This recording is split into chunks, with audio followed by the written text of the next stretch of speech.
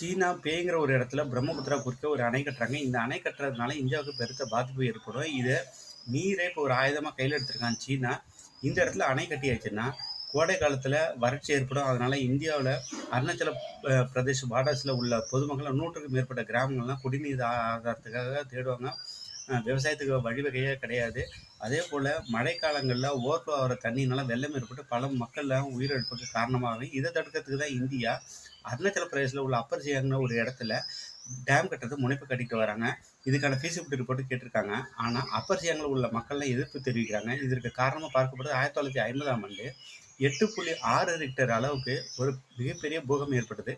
1951ல தான் பாப்புலேஷன் சென்சஸே எடுக்கப்பட்டுச்சு. அதனால அந்த நேரத்துல 5000த்துக்கும் மேற்பட்ட மக்கள்லாம் இறந்திருக்காங்க. அசாம், அருணாச்சல பிரதேசம் ஒருங்கிணைந்த பகுதியா தான் இருந்துச்சு. அப்ப இதனால எத்தன 1000 பேர் இறந்தாங்கன்னு சரியான கணக்கெடுப்பே கிடையாது. பிரம்மபுத்திரா நதிய பின்னோக்கி போச்சு. அசாம்